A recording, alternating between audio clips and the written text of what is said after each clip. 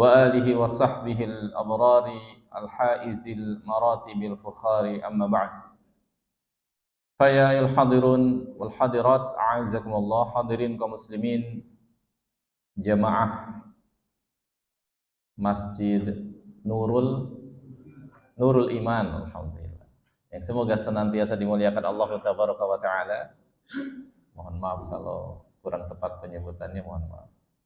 Masjid Nurul Iman yang semoga senantiasa dimuliakan Allah Tabaraka wa Ta'ala. Alhamdulillah, segala puji serta syukur kita panjatkan kehadirat Allah Tabaraka wa Ta'ala, yang mana kita masih diberikan kesempatan oleh Allah Rabbuna Azza wa Jalla sampai dengan hari ini, di hari yang ke-23 insyaallah ya. Alhamdulillah, di 10 hari terakhir di bulan yang agung, di bulan yang mulia ini, kita masih diberikan kesempatan oleh Allah Rabbuna Azza wa Jalla untuk beribadah kepadanya, menyempurnakan tugas dan kewajiban kita, melaksanakan rangkaian ibadah di bulan yang agung, di bulan yang mulia ini.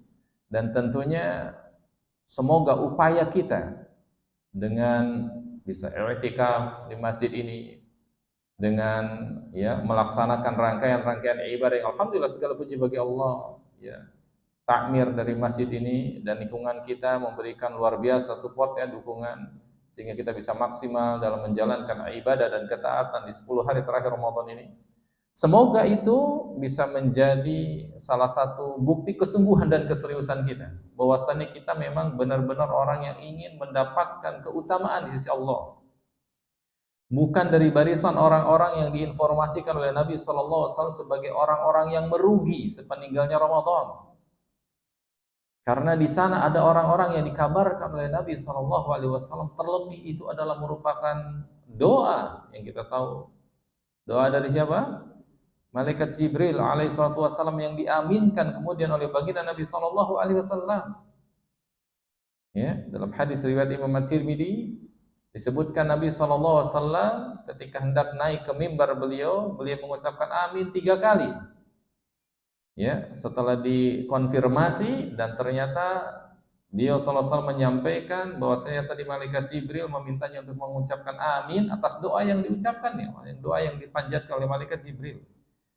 Satu dari 3 doa tersebut adalah raghim an farajulin dakhal alaihi Ramadan faman salakha qabla ayyufar lahu.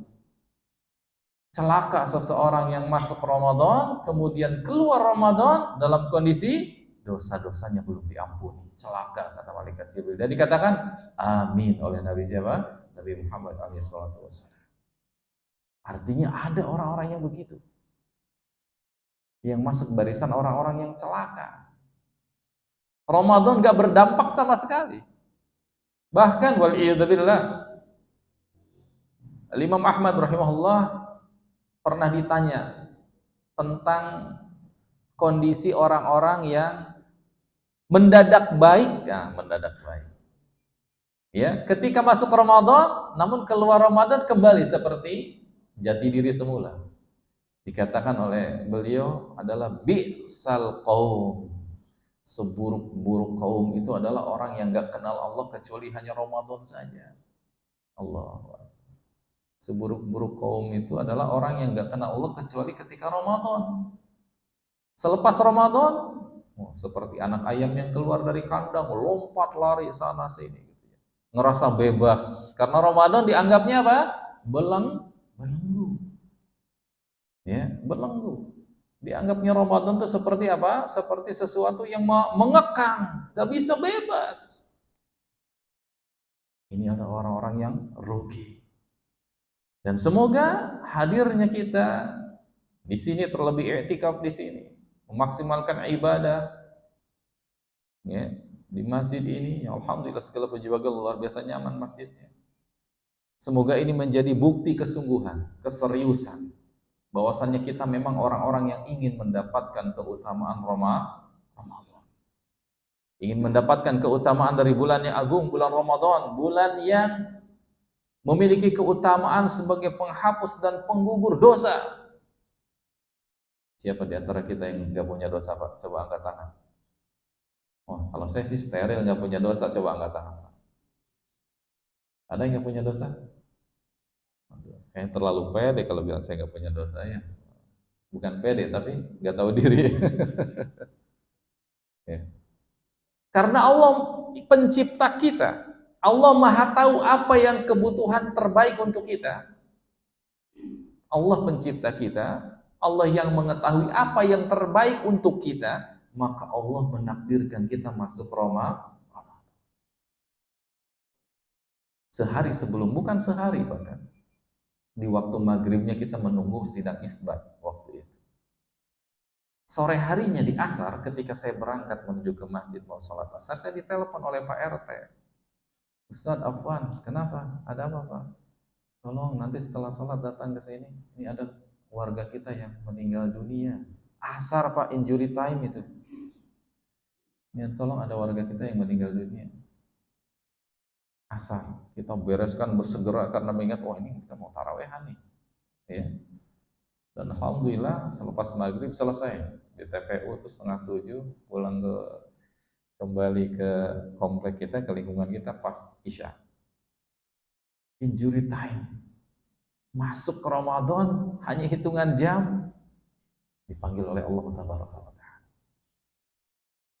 Dan kita ditakdirkan oleh Allah masih ketemu Ramadan, menunjukkan Allahu Rabbun Azza wa Jalla dengan begitu luas kasih sayangnya, rahmatnya, menghendaki kita mendapatkan keutamaan. Maka jangan disia-siakan Ramadan. Sesuai dengan namanya, dia berasal dari kata Ramad, artinya panas membara. Karena masuk Ramadan diharapkan dosa-dosa itu dibakar. Keluar Ramadan, dosa kita sudah selesai, hilang, dibakar. Makanya baginda Nabi SAW bersabda, as-salawatul khamsu wal jum'atu ilal jum'ah wa ramadhan ila ramadhan mukaffiratun lima bainahunna idza jtunibatil kabair. Salat yang 5 waktu yang kita kerjakan dari mulai subuh, zuhur, asar, maghrib sampai isya. Kemudian salat Jumat yang satu ke Jumat berikutnya. Ramadan yang satu ke Ramadan selanjutnya adalah mukaffirat, sebagai sarana penghapus dosa di antara waktu-waktu yang ada di antara kedua perkara tersebut. Namun ada catatannya. Selanjutnya apa? Idza jtunibatil kabair. Apabila si hamba itu meninggalkan dosa besar. Kalau si hamba itu masih berkubang, berkutat di dosa besar, masih di zona nyaman berbuat dosanya, waliyadzubillah, maka dampak dari amal soleh yang sejatinya dia penggugur dosa, wallahu a'lam apakah dia mendapatkan hal itu atau tidak. Karena syaratnya ketika dia meninggalkan dosa besar. Ya. Dan tentu hadirin kaum muslimin yang semoga dimuliakan Allah Tabaraka wa Ta'ala, ini adalah merupakan nasihat bagi saya dan bagi kita semuanya, agar jangan sampai kita hanya barisan orang-orang yang euforia saja ya, ngerasa ya, semarak Ramadan tuh hanya sebatas keseruan semata gitu, tanpa ada hakikat yang nyata yang masuk di hati kita. Pernah suatu waktu khalifah sahabat yang mulia Abdullah bin Umar radhiyallahu anhu di zaman kekhalifahan ayahandanya, yang dimana Islam luar biasa pesatnya berkembang di zaman beliau radhiyallahu anhu, sehingga banyak kaum muslimin yang menunaikan haji, banyak yang berangkat haji.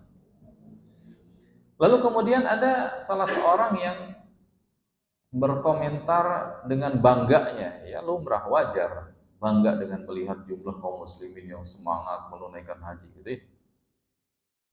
Dengan melihat banyaknya kaum muslim menunaikan haji, ya, berbondong-bondongnya mereka. Namun apa komentar Abdullah ibnu Umar, sahabat yang mulia? Kata beliau radhiyallahu anhu, memang banyak yang berangkat haji, namun sedikit yang berhaji. Yang berangkat hajinya banyak, namun yang berhajinya sedikit. Demikian pula di Ramadan. Betul, yang Ramadan yang puasanya banyak, namun sedikit yang mendapatkan Ramadan. Semoga kita termasuk dari barisan orang-orang yang sedikit itu. Semoga kita masuk dalam barisan orang-orang yang sedikit itu. Karena kan sebagaimana yang sudah kita hafal hadisnya, guru-guru kita di majelis ini sering menyampaikan rubba shaimin laisa lahu min siyami ilal ju' wal 'atash. Banyak orang yang puasa namun nggak dapat apa-apa kecuali apa? Haus lapar saja. Artinya kan banyak yang masuk Ramadan namun nggak dapat apa-apa. Sehingga sedikit orang yang mendapatkan keutamaan Ramadan. Sekali lagi semoga kita masuk dalam barisan orang-orang yang sedikit itu. Baik. Hadirin kaum muslimin yang semoga dimuliakan Allah tabaraka wa taala. Ya, di kesempatan kita di sore hari ini kita akan membahas atau kita akan lebih menekankan beberapa poin khususnya terkait dengan ya introspeksi diri kita, karena kita sudah berada di penghujung Ramadan ya. Sudah saatnya kita mengevaluasi, melihat kita. Poin yang pertama, para ulama kita menyebutkan ada 5 indikator hati seseorang itu bermasalah. Ada 5 indikator, 5 poin yang di situ menunjukkan kalau ada salah satu dari kelima itu, ya, atau waliyadzubillah kelima-limanya ada, maka menunjukkan hati seseorang itu sedang berpenyakit. Dan kalau dibiarkan, waliyadzubillah bisa sampai menuju ke tahap kematian dari hati tersebut. Waliyadzubillah. Yang pertama adalah ketika seseorang itu mencintai Allah, mencintai selain Allah melebihi dari kecintaannya kepada Allah. Ini yang pertama.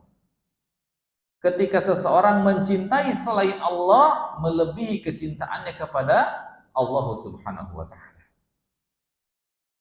Yang kedua, apabila ia sibuk. Yang dikatakan sibuk itu berarti apa? Mengalokasikan waktunya lebih banyak. Untuk apa? Untuk hal-hal yang tidak bermanfaat. Baik manfaat yang sifatnya duniawi atau apalagi manfaat yang sifatnya ukhrawi. Kata baginda Nabi SAW, min husni islamil mar'i, apa lanjutannya Pak? Tarkuhu ma la ya'nihi. Di antara tanda baiknya keislaman seseorang adalah ketika ia meninggalkan segala sesuatu yang gak ada manfaatnya bagi dia. Jadi orientasi hidupnya adalah berfokus kepada perkara yang mendatangkan kebermanfaatan. Orientasi hidupnya. Terlebih manfaat untuk masa depan dia di akhirat. Ya, manfaat untuk masa depan dia di akhirat. Itu yang kedua. Yang ketiga, termasuk di antara tanda hati seseorang itu bermasalah adalah ketika ia banyak berlebihan, fudul, berlebih-lebihan. Dalam hal apa? Dalam perkara-perkara yang pada dasarnya sifatnya mubah, boleh. Contohnya apa Pak? Yang sifatnya mubah, boleh. Tidur ya, tidur boleh atau enggak boleh Pak? Boleh tidur. Ya. Namun ketika berlebih-lebihan dalam urusan tidur, apa yang terjadi? Fudul seperti itu tanda bermasalah. Ya. Apalagi yang mubah? Makan, minum, pada dasarnya boleh, mubah, silakan. Selama makan dan minumnya adalah makan dan minum yang halal. Namun ketika seseorang berlebih-lebihan dalam hal tersebut, maka itu berbahaya. Ya, bahaya dari segi fisik dan juga bahaya bagi hatinya. Berlebih-lebihan dalam hal apa lagi? Dalam hal bergaul, bermuamalah. Wow. Ini hati-hati sebentar lagi nih. Idul Fitri gitu ya. Banyak tuh halal bihalal ya. Reunian, reuni TK, reuni SD, reuni SMP, SMA, kuliah. Waduh, reunian. Setiap hari keliling, muter. Ya.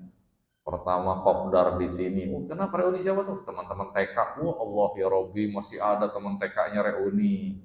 Pindah lagi pekan depannya reuni apa? Teman-teman SD. Wah, Allahu Akbar, teman-teman SD terus. Wah, bertambah, pindah 1 ke tempat 2, ke 3, ke 5. Ya. Ketika sesuatu itu berlebih-lebihan sifatnya, ya, yang seharusnya kita banyak mengalokasikan waktu untuk apa? untuk keluarga kita, karena tugas kita itu apa? Qu anfusakum wa ahlikum nar. Tugas kita itu menjaga, memelihara keluarga. Ketika kita mengalokasikan waktu lebih banyak, ya, dengan untuk sesuatu yang pada dasarnya sebetulnya mubah, tapi kalau berlebihan kan jadi nggak bagus. Ya, berlebih-lebihan dalam bergaul, ya, fudulul mukhalatah. Kemudian berlebihan dalam apa lagi? Yang pada dasarnya boleh. Berlebih-lebihan dalam apa? Dalam memandang, melihat. Ya, melihat yang mubah ya, bukan melihat yang haram. Ya, nonton sana, nonton sini gitu ya. Nobar, nonton bola di sini, nonton. Habisin waktu akhirnya ya lewat hal-hal yang utama. Kemudian yang keempat, poin yang keempat yang dikatakan oleh para ulama ini sebagai indikator tidak sehatnya hati seseorang dan harus segera diperbaiki, diobati. Yang keempat adalah susah untuk menikmati ibadah. Susah untuk menikmati ibadah. Kelezatan yang masuk di dalam hati seseorang ketika dia sedang beribadah itu pertanda hatinya sehat. Ketika dia masih bisa meneteskan air mata ketika sedang sholat malam, masih bisa nangis ketika sedang sujud, masih bisa nangis ketika sedang baca Al-Quran, itu kabar baik, menunjukkan hatinya sehat. Namun kalau sudah ibadah itu hanya sebatas ritual fisik, ya, fisik semata, nggak masuk ke hati, nggak masuk ke hati, hanya ritual aktivitas fisik semata, ya, maka itu pertanda hatinya sedang bermasalah dan itu harus segera diobati. Harus segera diobati. Salah seorang dari tokoh salaf yang luar biasa, inspiratifnya, cucu dari Nabi SAW, ya, keturunan dari Nabi SAW, yang kita kenal dengan sebutan Zainal Abidin, ya. Nama beliau Ali, namanya Ali. Salah satu dari julukan yang disematkan ke beliau itu memiliki gelaran namanya Al-Bayyad. Al-Bayyad. Apa itu Al-Bayyad? Bayyad dari kata baydo, artinya putih. Al-Bayyad itu artinya si muka pucat, putih pasti. Salah satu dari gelaran dan julukan disematkan kepada beliau, selain namanya Zainul Abidin, beliau pun dijuluki sebagai Al-Bayyad, si pucat. Kenapa seperti itu? Terlebih beliau pucat pasi wajahnya ketika selepas wudhu. Selepas wudhu itu berubah wajahnya menjadi pucat pasi, seperti seorang yang sedang dalam kondisi genting dan ketakutan. Wajahnya pucat pasi. Ketika ditanya beliau tentang kenapa seperti itu, beliau malah balik heran dan takjub. Apa jawab beliau? Ya, ketika ditanya oleh seseorang ternyata kenapa engkau seperti itu reaksinya setelah pas wudu, lalu suka berubah wajah menjadi pucat pasi dan seperti seorang yang sedang ketakutan. Apa jawab beliau? Bagaimana saya tidak takut? Setelah wudhu ini saya mau menghadap siapa? Setelah wudhu ini saya mau menghadap siapa? Pernah nggak terpikir oleh kita, Pak? Ketika kita wudhu, ya, belum terpikir. Ya. Ketika kita wudhu, selepas wudhu ini saya mau menghadap siapa? Ya, saking khawatirnya beliau, saking takutnya dengan keagungan Allah Rabbul Alamin. Ya, berubah wajahnya menjadi pucat pasi. Itu orang yang masuk ke dalam hatinya kelezatan dalam beribadah. Ya. Dan poin yang kelima adalah kesulitan dalam mengamalkan ilmu. Sulit dalam mengamalkan ilmu. Sudah dapat ilmunya nih, walillahilhamd, segala puji bagi Allah. Masya Allah, kita di tempat yang alhamdulillah majelis ilmunya luar biasa di sini, makmur, insya Allah ya. Tinggal pertanyaannya, ilmu yang sudah kita dapatkan sudah membuahkan amal belum? Pertanyaan. Yang sudah kita dapatkan, yang sudah kita pelajari, ya, sudah menghadirkan dan mendatangkan amal belum bagi saya? Ya. Sudah duduk di majelis ilmunya, alhamdulillah itu suatu keutamaan tersendiri, hebat, bagus, alhamdulillah, lanjutkan teruskan. Ya, bisa duduk hadir di majelis ilmu adalah salah satu keutamaan tersendiri. Amalan yang mulia, amalan yang agung. Ya, bahkan kata Nabi SAW disebutkan hamba seperti itu akan dibangga-banggakan namanya di hadapan siapa? Di hadapan Allah Tabaraka wa Ta'ala di langit ketujuh. Majtama'a qaumun fi baitin min buyutillahi ta'ala yatluna kitaballahi wa yatadarasunahu fima bainahum illa nazzalat 'alaihimus sakinah wa ghasyiyatuhumur rahmah wa haffathumul malaika wa dzakarahumullahu fiman 'indah. Kata baginda Nabi SAW, tidaklah satu kaum, komunitas manusia berkumpul di salah satu dari rumah-rumah Allah di masjid. Kemudian mereka membaca Al-Quran, dan tidak hanya membaca, namun saling mempelajari di antara mereka. Ya, bisa jadi belajar bacanya, bisa jadi belajar maknanya, mentadabburinya. Intinya majelis ilmu, majelis ilmu.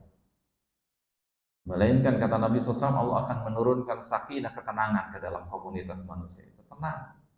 Jadi hukum asal berada di majelis ilmu itu apa? Tenang, santai, rileks. Kayaknya beban tuh hilang. Hukum asal di majelis ilmu itu begitu. Ketenangan itu ada di majelis ilmu. Karena ini adalah garansi dari siapa? Dari baginda Nabi SAW. Jaminannya dari baginda Nabi SAW. Gak mungkin beliau bohong. Allah akan menurunkan sakinah, ketenangan kepada orang yang ada di majelis ilmu. Ya, garansi dari Nabi SAW. Barang yang sangat mahal di zaman ini ya, ketenangan itu. Banyak orang yang nyari tenang dengan berbagai macam cara ya. Pengen istirahat, bangun villa di puncak ya. Pengen tenang, digusur di puncak, diroboh ya. Ya. Bangun sana, segala macam. Ingin nyari ketenangan. Padahal Islam mengajarkan tenang itu di mana? Di majelis ilmu. Maka kalau di majelis ilmu masih gelisah juga, berarti hati-hati, ada sesuatu yang harus dievaluasi. Ya. Harus dievaluasi. Kemudian apa? Wa ghasyiyatuhumur rahmah, dinaungi kasih sayang Allah. Wa haffathumul malaika, dikelilingi oleh para malaikat. Dikelilingi dan didoakan oleh para malaikat. Wa dzakarahumullahu fiman 'inda, dan disebut-sebutkan namanya, nama setiap yang ada di majelis itu di hadapan ya malaikat yang ada di hadapan atau di sisi Allah Subhanahu wa Ta'ala di langit ketujuh. Allahu Akbar. Ya. Berangkat dari 5 hal ini yang tadi disebutkan, ini 5 tanda, 5 indikator hati seseorang itu bermasalah. Kalau ada salah satu dari kelima ini, atau bahkan waliyadzubillah kelima-limanya ada, ya, menunjukkan kita harus segera berobat, Pak. Harus segera apa? Berobat. Berobat hati kemana Pak kira-kira? Ke RSAS? Kemana berobat hati? Spesialis hati di mana? Spesialis penyakit liver. Kemana? Ya, jelas. Ya, obat hati adalah Al-Quran dan Sunnah. Al-Quran dan Sunnah itu adalah obat hati. Syifa, sebagai obat. Jadi segera berobat, segera berobat. Ya. Dan hadirin kaum muslimin yang semoga dimuliakan Allah Tabaraka wa Ta'ala, Ramadan adalah momen di mana kita ya diberikan kesempatan oleh Allah Tabaraka wa Ta'ala untuk mendapatkan obat tersebut. Dengan cara apa? Menjalankan ketaatan selama bulan tersebut dengan sebaik-baik. Hadirin kaum muslimin yang semoga dimuliakan Allah Tabaraka wa Ta'ala. Allah Rabbuna Azza wa Jalla berfirman di akhir surah Al-Ankabut. Akhir surah Al-Ankabut. Kata Allah Rabbuna Azza wa Jalla, a'udzu billahi minasyaitonir rajim, walladzina jahadu fina lanahdiyannahum subulana wa innallaha lama'al muhsinin. Kata Allah Rabbuna Azza wa Jalla, Dan mereka orang-orang yang bersungguh-sungguh. Bersungguh-sungguh. Ya, jadi dalam konsep menjalankan ketaatan itu perlu keseriusan, Pak. Maka tidak layak kalau kemudian kita beribadah itu konsepnya waktu sisa, waktu luang, tapi harusnya kita apa? Meluangkan waktu untuk ibadah. Karena konsep dalam beribadah itu jahadu fina, bersungguh-sungguh. Bersungguh-sungguh. Kalau bersungguh-sungguh berarti apa, Pak? Menyisihkan yang lain. Menyisihkan yang lain. Konsep dari bersungguh-sungguh itu mengutamakan. Mengutamakan. Ya. Walladzina jahadu fina. Dan mereka orang-orang yang bersungguh-sungguh menempuh jalan kami.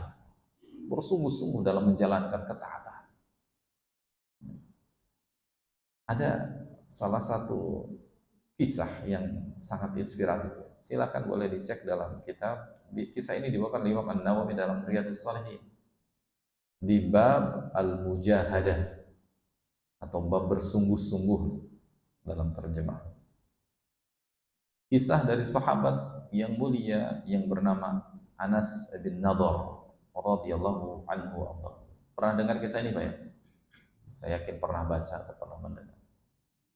Kisahnya ini diutarakan dan disampaikan oleh keponakan beliau, namanya Anas juga, Anas bin Malik namanya. Oh, nama Anas bin Malik familiar ya? Siapa itu Anas bin Malik? Anas bin Malik siapa? Sahabat Nabi, Masya Allah. Ya, betul. Anas bin Malik sahabat Nabi.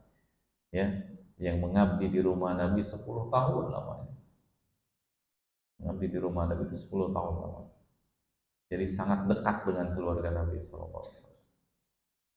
Berkhidmat melayani Nabi SAW di rumah beliau dan keluarga itu selama 10 tahun. Anas bin Malik berkisah begini. Paman beliau, yaitu Anas juga namanya. Paman dan keponakan namanya sama, Pak Anas. Ada yang namanya sama dengan keponakan? Nah ini sama nih kisahnya. Keponakan dan paman nama-namanya Anas sama. Namun beda nisbahnya, beda nasabnya. Yang satu Anas bin Malik, yang satu Anas bin Nadhr. Pamannya itu Anas bin Nadhr. Kata Anas bin Malik, paman saya pasca perang Badar. Perang Badar kapan Pak terjadi, Pak? Perang Badar. Ya betul, Masya Allah. Di zaman Nabi ya, perang Badar itu terjadi di zaman Nabi. Betul. Tahun berapa, Pak? Masya Allah, betul. Tahun kedua Hijriyah. Betul. Tahun kedua Hijriyah. Di bulan Ramadan. Oh, bulannya ingat. Perang Badar itu di bulan Ramadan. Tahun kedua Hijriyah. Atau 2 tahun ketika Nabi SAW sudah berada di Madinah. Perang Badar. Anas bin Nadhr ini radhiyallahu anhu, paman dari Anas bin Malik radhiyallahu anhu ini tidak ikut serta bersama Nabi SAW dan para sahabat yang lain di perang Badar. Tidak ikut serta. Karena memang Nabi SAW tidak mengajak banyak sahabat yang ikut di perang Badar. Karena memang perang Badar itu tidak diniatkan untuk perang semulanya awalnya. Perang Badar itu tidak diniatkan untuk berperang. Karena hanya apa? Hanya sebatas mencegat kafilah dagang. Nah itu aja. Rombongan dagang dari Quraisy hendak menuju ke Syam. Rombongannya. Dan informasinya dari intelijen, kafilah dagang itu didampingi atau dikawal oleh 40 orang saja. 40 orang saja. Di bawah komando pimpinan kafilahnya adalah ya siapa? Abu Sufyan. Yang kala itu belum muslim. Hanya 40 orang saja. Oh, mencegat kafilah dagang, rombongan. Kenapa harus dicegat Pak kafilah itu? Ya, karena harta kaum muslimin, khususnya muhajirin yang pindah, yang hijrah dari Mekah ke Madinah itu disita asetnya semua Pak oleh Quraisy. Mereka hijrah itu nggak bawa apa-apa, cuma melekat pakaian di badan aja, nggak bawa apa. Semua asetnya disita. Semua asetnya disita, nggak tersisa. Maka haklah bagi muhajirin untuk mengambilnya kembali. Dan ini Quraisy bawa harta ke sana. Oh ini nganterin harta saya kan begitu lagi. Dicegatlah, tujuannya untuk itu. sehingga tidak mengikut sertakan banyak kaum muslimin, hanya 315 orang gitu ya, karena dihitung hanya 40 orang mencegatnya ya. Namun ternyata sudah berada di dalam kondisi seperti itu berbeda tuh ya, berbeda kondisi. Fakta menyatakan mereka mengirim utusan khusus ke Quraisy gitu ya, ke Mekah sana. Dengan apa? Dengan membawa misi mengundang bala bantuan. Sehingga dikirimlah bantuan 1.000 pasukan dari mana? Dari Mekah, dari Quraisy, mengawal atau menjemput kafilah dagang tersebut. Sehingga terjadilah perang Badar yang tadinya nggak niat perang. Sehingga tidak banyak kaum muslimin yang ikut serta. Singkat kisah, sepulangnya dari perang Badar, ya walaupun kaum muslimin mendapatkan kemenangan yang luar biasa besar dan gemilang di perang Badar, namun banyak sahabat yang merasa kecewa. Karena apa? Kecewa nggak apa-apa. Karena nggak ikut dengan Nabi di momen di mana Nabi sedang membutuhkan bantuan. Ya, bahasa kitanya, di mana saya ketika Nabi membutuhkan saya nggak ada. Kurang lebih gitu. Ada yang di benak sahabat Anas bin Atha itu kurang lebih gitu. Ketika Nabi sedang membutuhkan, ya, bayangin 300 lawan 1.000 itu kan hitungannya gimana Pak itu? 300 lawan 1.000. Ya. Kayaknya bingung juga tuh kalau ahli militer itu 300 lawan 1.000 gimana? Mana 1.000 itu siap perang, yang 1.000 ini karena memang niatnya perang. Sementara yang 300 ini ya cuma nyegat aja, nggak bawa perlengkapan banyak. Gimana? Jadi ya, ketika sudah sampai di Madinah, rombongan Anas bin Nadhr ini mengutarakan di hadapan Nabi SAW kesedihannya, karena ia merasa apa? Sedih nggak bisa bersama Nabi ketika Nabi sedang berperang dengan sahabatnya melawan musyrik. Ya Allah, sedih. Itulah mental para sahabat ya, generasi terbaik umat ini yang luar biasa. Mereka sedihnya itu bukan karena apa, kesedihannya nggak bisa membersamai Nabi dalam ibadah, dalam perang, padahal perang. Namun mereka sangat sedih ketika ya, tidak bisa membersamai Nabi SAW. Lalu ia pun setelah mengutarakan kesedihannya, ia pun berazam di dalam hatinya dan mengutarakan di hadapan Nabi SAW, kalau seandainya Allah memberikan kesempatan, bahasanya gitu kurang lebih, memberikan kesempatan saya bisa membersamai engkau di peperangan-peperangan berikutnya melawan orang-orang musyrik, maka saya akan memperlihatkan sebaik-baik yang apa yang bisa saya perlihatkan, yang bisa saya lakukan. Saya akan melakukan sebaik-baik yang bisa saya lakukan. Ini azam dari seorang Anas bin Nadhr radhiyallahu anhu. Komitmen, niat, kesungguhan. Kalau diberikan kesempatan bersama di waktu peperangan-peperangan selanjutnya, saya akan melakukan sebaik-baik yang bisa saya lakukan. 1 tahun berselang pasca perang Badar, tepatnya di tahun ketiga Hijriah, di bulan Syawal. Di bulan Syawal, di mana orang-orang sedang di zaman sekarang sedang silaturahim ya, lebaran. Nabi perang. Perang apa Pak? Iya betul, perang Uhud namanya. Betul, barakallahu. Perang Uhud. Tahun ketiga Hijriah. Kali ini memang sudah niatnya perang nih, sudah siap, perlengkapan siap, sudah siap perang. Bahkan Nabi mengenakan 2 baju besi langsung loh. Baju besinya 2. Ya, niat perang, memang udah niat perang karena pasukan Quraisy setahun itu sudah mempersiapkan tuh. Di Badar kalah, maka mereka menyusun kekuatan selama 1 tahun untuk bisa membalas itu. Gitu. Persiapan lengkap mereka luar biasa Quraisy. Karena memang didukung dengan pendanaan yang unlimited ya mereka. Nabi pun menghadapi itu dengan kesungguhan. Beliau pakai baju perangnya 2, baju besi. Pakai helm perang migfar besi. Gitu ya. Maka lucu dan bin aneh alias ajaib kalau Nabi saja perang pakai baju besi ya.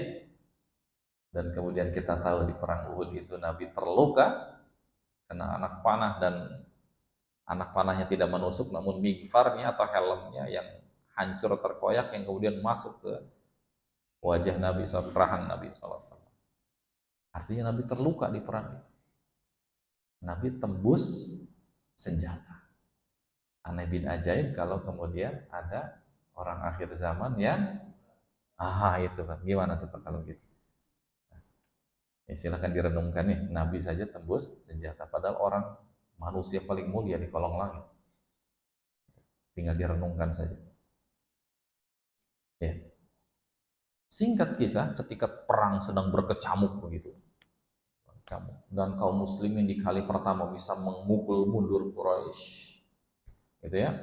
Namun karena ada kekeliruan dari barisan pemanah yang ia tidak patuh kepada Nabi SAW, akhirnya turun gunungan gitu ya, sehingga pasukan Quraisy yang semula sudah terpukul mundur bisa membalikkan keadaan kaum muslimin jadi terpukul mundur.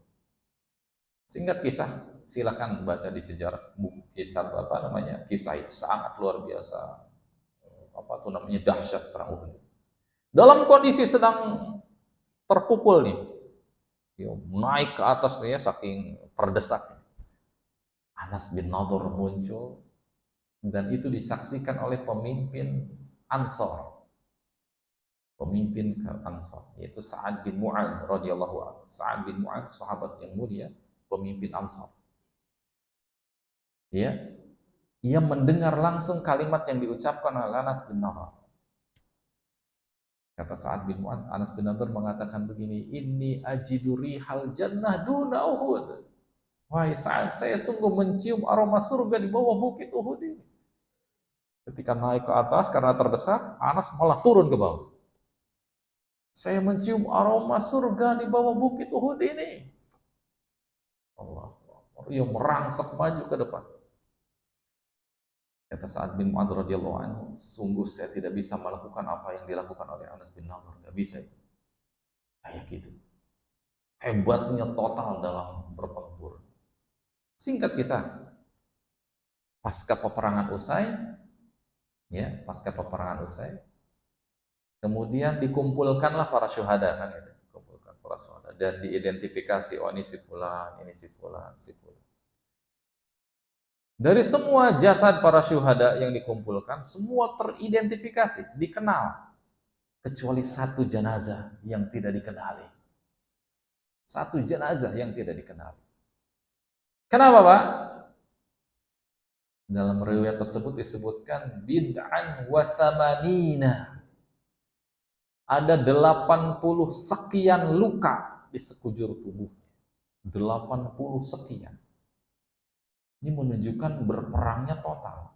Mungkin anak panah sudah menusuk satu, masih maju. Tombak sudah satu, masih maju. Sudah tersayat, tercabik dengan pedang dan seterusnya, masih merangsek maju. Ya. Luar biasa, sampai 80 sekian luka. Hampir menyentuh angka 90 luka di sekujur tubuhnya, sehingga sulit untuk diidentifikasi siapa ini. Jenazah siapa ini? Gak ada yang tahu seorang pun. Setelah sekian waktu lamanya, ada seorang wanita yang dia adalah saudari kandungnya. Tahu, kalau saudari kandung tentu tahu dong. Karena sudah sedari kecil akrab. Dia mengatakan, ini saudara saya, ini kakak saya, Anas bin Nadir. Anas bin Nadir. Ya, jasad kakaknya. Apa hikmah dan pelajarannya, Pak? Apa hikmah dan pelajarannya? Inilah azam dan komitmen seorang muslim, seorang mukmin. Setahun sebelumnya ia mengatakan, kalau saya diberikan kesempatan bisa membersamai Nabi SAW di peperangan berikut, saya akan melakukan sebaik-baik yang saya bisa lakukan. Dan itu dibuktikan oleh beliau radhiyallahu anhu.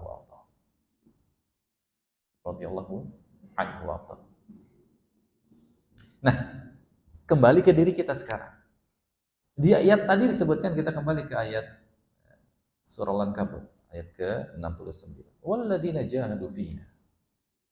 Dan mereka orang-orang yang bersungguh-sungguh berjuang di jalan kami, kata Allah. Ya, kalau dulu berjihad dengan mengangkat senjata, berperang dengan mengangkat senjata. Sekarang kita tinggal mengisi waktu dengan amal soleh, ketaatan. Di Ramadan ini di antara. Bersungguh-sungguh di jalan kami, kata Allah Subhanahu wa taala. Lanahdiyannahum subulana.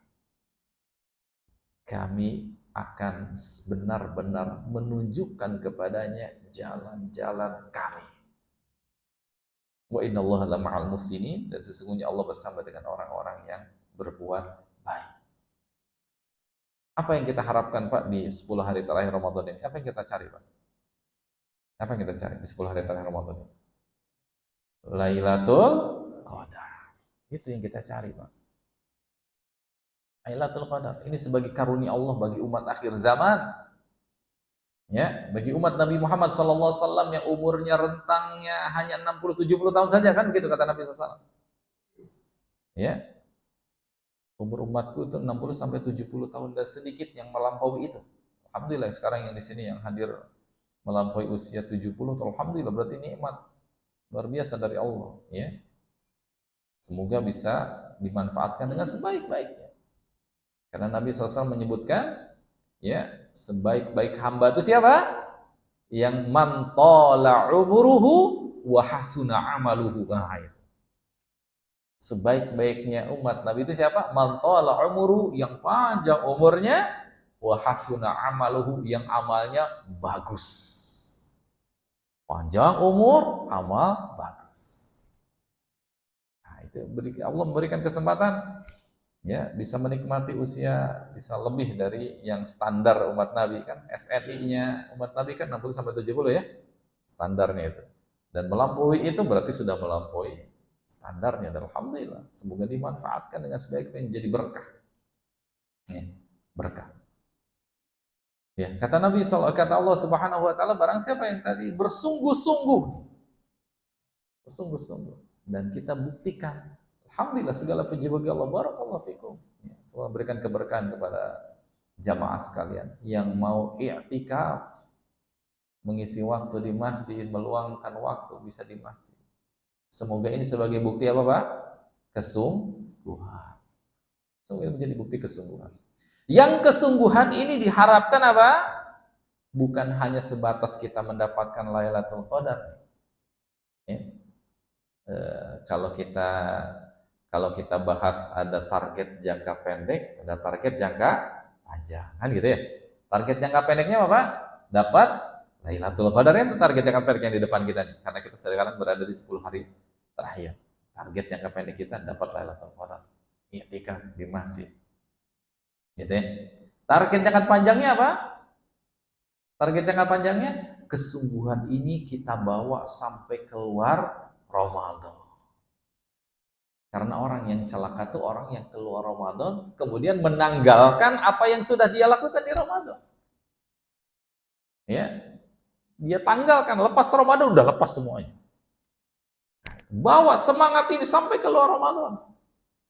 Di Ramadan alhamdulillah, ya, Al-Quran mungkin yang sudah hatam 4-5 kali, alhamdulillah. Ada yang sudah hatam 7-10 kali, alhamdulillah, insyaallah. Ya. Kalau kita lihat para kaum salaf terdahulu, kan, kaum salaf terdahulu kita kenal, mereka luar biasa mengalokasikan waktunya untuk apa, Pak? Untuk, ya, total dengan Al-Quran. Ada yang kenal Utsman bin Affan, Pak? Siapa Utsman bin Affan? Siapa Utsman bin Affan? Oh, familiar ya. Ya, sahabat Nabi, ya menantu Nabi, kan gitu ya. Ya khalifah, ya makhluk yang dikatakan oleh Nabi, malaikat aja malu ngelihat ketemu beliau. Malu, malaikat aja malu ngelihat Utsman bin Affan. Kalau Umar ditakuti syaitan, kalau Utsman, malaikat aja malu melihat. Insecure bahasa anak-anaknya. Malaikat aja insecure lihat Utsman bin Affan. Saking luar biasanya. Manusia terkaya sepanjang sejarahnya. Karena sampai detik ini rekeningnya masih nambah terus. Rekening Utsman bin Affan silakan dicek. Rekening Utsman bin Affan. Orangnya sudah 14 abad yang lalu, namun rekeningnya masih bertumbuh terus sampai sekarang.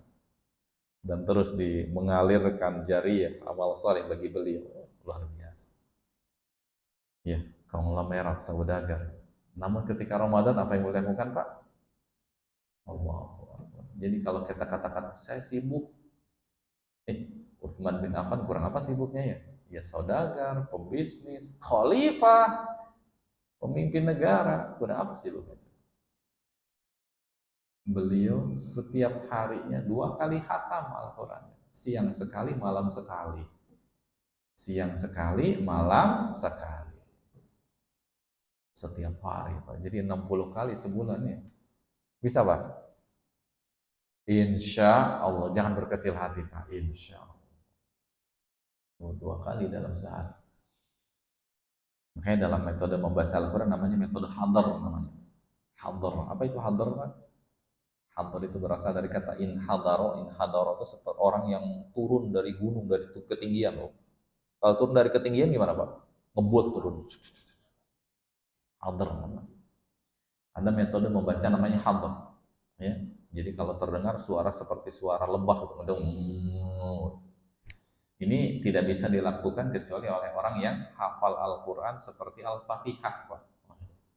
Kalau kita baca Al-Fatihah gimana, Pak? Wah, melorong. Sekali tarik nafas, wah selesai itu Al-Fatihah. Ya, tarik nafas selesai itu Al-Fatihah. Ada di beberapa daerah ya yang salat tarawihnya. Dolin. Oh, gimana dibaca salat begitu? Udah olahragawan aja kalah gerakannya. Yang kasihan tuh yang udah sepuh-sepuh ya, itu bisa ngikutin gak kira-kira kalau salat begitu? Aduh, mana sakit encok, pinggang, wah udah lah. Ya, itu ibadah atau main-main kan gitu pertanyaannya ya. Ini ibadah apa main-main gitu? Udahlah ketemu setahun sekali tarawehnya, udah taraweh setahun sekali kayak gitu lagi kira-kira gimana? Di luar nurul ya kalau bahasa anak-anak, di luar nurul gitu. Dan nggak masuk akal ya. Nah gitu. Matur jadi baca Al-Qurannya seperti seorang ya hafal seperti hafal Al-Fatihah gitu ya. Udah kayak dengung, udah kayak lembah suaranya. Bisa tuh hatam sekali siang, sekali malam, sekali siang terus. Ya Allah ya Rabbi. Ya. Kesungguhan, keseriusan ini yang menjadi topik bahasan kita. Kesimpulan dari bahasan kita. Buktikan kesungguhan itu, bawa semangat ini sampai keluar Ramadan. Keluar Ramadan kita masih bawa kesungguhan dan keseriusan. Bukankah Nabi kita yang mulia alaihi salatu wassalam telah mencontohkan kepada kita bagaimana beliau orang yang bersungguh-sungguhnya berjuang di jalan Allah untuk mendapatkan karunia Allah Subhanahu wa taala. Ibunda Aisyah radhiyallahu anha wa adhaha beliau menuturkan begini, Pak. Ini kata Ibunda Aisyah radhiyallahu anha wa adhaha, anna Nabi alaihi salatu wassalam kana yaqumu minal laili hatta tatafattara qadamahu.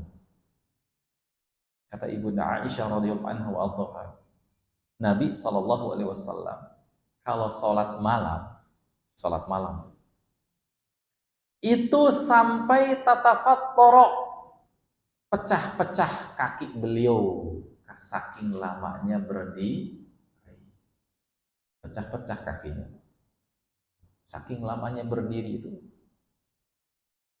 Ya, sampai wajar ya naluri istri pasti kasihan lihat suaminya begitu kan, pasti wajar dengan sayangnya seorang istri.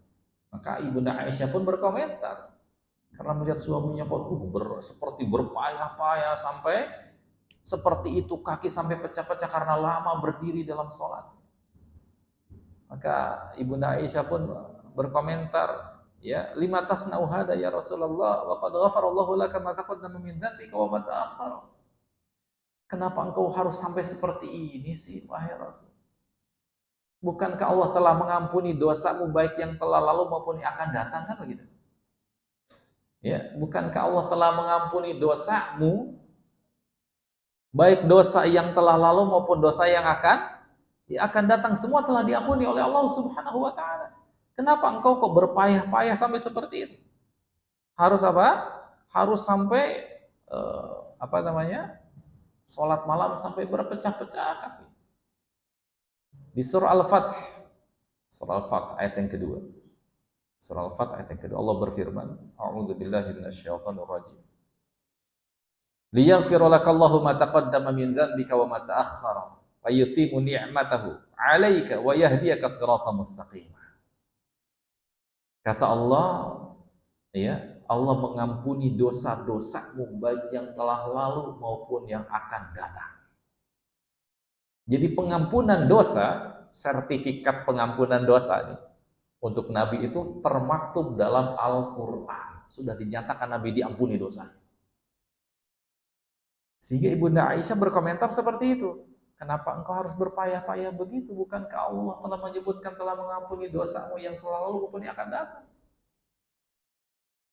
Apa jawab Nabi SAW? Afala uhibbu an akuna 'abdan syakura. Tidakkah boleh saya menjadi hamba yang pandai bersyukur kepada Allah Subhanahu wa taala? Poinnya apa? Beliau menunjukkan kesungguhan. Poinnya menunjukkan kesungguhan, mengajarkan kepada kita umatnya keseriusan. Sekali lagi, semangat Ramadan harus kita tetap bawa terus sampai keluar Ramadan. Kesungguhan, keseriusan. Nabi SAW dalam hadis yang diriwayatkan oleh Imam Muslim dari sahabat Abu Hurairah radhiyallahu taala anhu, beliau bersabda dengan lisannya yang mulia, al-mu'minul qawiyyu ahabbu khairun wa ahabbu ilallah minal mu'minin dha'if. Seorang mukmin yang kuat, kuat dalam hal apa nih? Kuat dalam hal apa? Kata Syekh Utsaimin rahimahullah dalam syarah hadis ini, beliau menyebutkan kuat yang dimaksud adalah kuat keimanannya, kesungguhannya, keseriusannya, kuat dalam keimanannya, dibuktikan dengan amal dan perbuatannya. Adalah orang yang lebih baik dan Allah lebih cintai daripada seorang mukmin yang lemah. Mukmin yang lemah, ya, yang kalau mau beramal nanti masih panjang umur, masih ada waktu, dan ditunda-tunda gitu. Ya. Jadi kalau mau beramal nunda. Lemah itu sejatinya. Ya, lemah. Ditunda nanti. Ya. Padahal kan nanti belum tentu kita dapat, ya. Nanti belum tentu kita dapat. Orang mukmin yang kuat adalah yang lebih Allah cintai dan itu lebih baik daripada orang yang lemah. Nah, sekali lagi hadirin kaum muslimin yang semoga dimuliakan Allah tabaraka wa taala, ini menunjukkan poinnya adalah perlunya kita menjaga kesungguhan. Sampai jam berapa, Pak? Satu lagi ya. Satu poin lagi ya. Poin lagi. Mudah-mudahan intinya ini menjadi motivasi bagi saya dan bagi kita semua, karena kita perlu diingatkan. Perlu diingatkan. Allah Rabbuna Azza wa Jalla mengingatkan kepada kita dalam surah Al-Mu'minun ayat 99 sampai 100. Ya. Ayat ke-99 sampai 100. Tadi ayat dan poin-poinnya insya Allah diingat ya, dicatat ya. Insya Allah diingat, dicatat. Ya. Dalam surah Al-Mu'minun ayat 19 Allah berfirman begini, A'udzubillahi minasyaitonir rajim. Hatta idza jaa ahaduhumul maut qala rabbirji'un. Qala rabbirji'un la'alli a'malu salihan fima taraktu. Kalla innaha kalimatun huwa qailuha wa waraihim barzakhun ila yaumi yub'atsun. Kata Allah Rabbuna Azza wa Jalla, hatta idza jaa ahadahumul maut, sampai ketika sudah datang kepada salah seorang di antara mereka kematian. Sampai sudah ada datang kepada mereka kematian. Qala, mereka berkata apa? Rabbirji'un. Sampai ketika sudah mati nih, di alam barzakh nih, mereka mengatakan apa? Rabbirji'un. Ya Allah, balikan saya ke dunia, hidupkan saya lagi. Hidupkan saya lagi. Balikan saya ke dunia. Untuk apa, Pak? Minta apa, Pak? Kenapa dibalikan ke dunia? Pengen apa? Pengen jalan-jalan? Ingat sama istri? Atau apa? Ingat sama istri atau apa? Masih ada tunggakan bisnis atau apa? Masya Allah. Ya. Nggak inget Pak sama yang lain tuh, dunia tuh udah dilupakan, udah nggak inget dunia. Mau ada kontrak deal 1 M 1 triliun juga udah nggak diinget tuh. Ini pada udah tanda tangan tuh, udah tanda tangan kontrak tuh. Deal 1 triliun proyek gitu. Udah nggak diinget tuh kalau sudah mati. Ya. Tujuannya balik ke dunia itu apa? La'alli a'malu salihan fi ma tarak. Agar saya bisa beramal soleh ya Allah, amalan yang dulu di dunia pernah saya tinggalkan. Karena tadi apa? Nunda. Ya, nunda. Ditunda, entar sok, tar sok lewat. Agar saya bisa beramal soleh, amalan yang dulu saya tinggalkan. Ya Allah. Kata Allah apa? Kalla, nggak mungkin, nggak bisa. Ya, itu hanya angan-angan semata, omon-omon aja, nggak bisa. Wa mi waraihim barzakhun ila yaumi yub'atsun. Ada barzakh pemisah di belakang mereka sampai nanti hari dibangkitkan. Sudah beda alam, nggak bisa balik lagi. Ya. Poinnya apa kembali? Kesungguhan. Buktikan ketika kita masih diberikan kesempatan oleh Allah Taala, nih Ramadan udah berada di menuju garis finish kita ya Ramadan. Ya buktikan kesungguhan. Dan semangat itu harus tetap ada sampai kelar ketemu Ramadan berikutnya. Ingat, semua yang ada di kanan dan kiri, depan belakang kita itu semuanya ujian yang harus kita lewati dengan sebaik-baiknya. Surga itu dikelilingi oleh faktor-faktor yang dibenci oleh syahwat kita. Dan sebaliknya neraka itu dikelilingi oleh apa? Faktor-faktor yang menarik bagi syahwat. Ya, hujibatin nar bisyahawat wa hujibatil jannah bil makari. Al-Bukhari. Kata baginda Nabi SAW, neraka itu atau surga itu atau neraka itu dikelilingi oleh hal-hal yang syahwat condong kepadanya. Hawa nafsu tertarik ke situ. Dan surga sebaliknya dikelilingi oleh hal-hal yang tidak disukai oleh hawa nafsu. Ya. Dan ini bisa dilewati dengan apa? Kesungguhan. Dan minta pertolongan kepada Allah. Terakhir, jangan sampai putus dari berdoa meminta kepada Allah agar Allah memberikan kekuatan kepada kita. Agar kita bisa menjalani ini dengan baik. Satu doa yang Nabi SAW ajarkan kepada sahabat Mu'adz bin Jabal radhiyallahu anhu, dan beliau berpesan agar doa ini tidak ditinggalkan. Insya Allah ini doanya sudah dihafal oleh semuanya. Apa doanya? Allahumma a'inni ala dzikrika wa syukrika wa husni ibadatika. Ya, Allahumma a'inni ala dzikrika, ya Allah bantu saya, tolong saya ya Allah, untuk mengingatmu, selalu mengingat, dan bantu saya untuk selalu bersyukur kepadamu, dan bantu saya untuk senantiasa memperbagus amalan dan ibadah. Lantunkan doa ini setiap kita selesai sholat dan keluar dari hati yang terdalam dari kita, bukan hanya dari lisan saja. Kesungguhan dari kita meminta kepada Allah Subhanahu wa taala, sebagaimana kesungguhan kita berdoa di 10 hari terakhir dengan doa apa? Allahumma innaka afuwun tuhibbul afwa fa'fu anni, ya Allah, Engkau zat yang Maha Pengampun dan Engkau zat yang mencintai pengampunan, ampunkan dosa saya. Keluar dari hati yang terdalam dari diri kita. Semoga apa yang kita pelajari ya bukan hanya sebatas menambah wawasan dan bukan hanya sebatas diingat, namun lebih daripada itu ya, semoga Allah Rabbuna Azza wa Jalla memudahkan upaya dan langkah kita untuk mengamalkan itu semua. Dan itu bisa terjadi kalau hati kita bersih, hati kita sehat, sebagaimana tadi 5 poin yang sudah disampaikan di awal. Ya, 5 indikator kesehatan hati adalah diantaranya ya, mampu bisa mengamalkan ilmu yang sudah didapatkan. Karena hati sakit, hati bermasalah adalah sulit mengamalkan ilmu. Semoga Allah Rabbul Azza wa Jalla memudahkan kita semuanya dalam hal kebaikan. Amin. Allahumma. Sampai di sini, Bapak hadirin jamaah sekalian. Semoga Allah memberikan kepada kita kemudahan. Ada yang mau ditanya atau sudah cukup? Cukup. Ya, karena sebentar lagi mau masuk ini waktu buka ya. Ustaz, ahlan, masya Allah, ada guru saya di sini, Ustaz Ahmad Hariri, barakallahu fikum. Ada yang bertanyakan? Tidak ada? Cukup?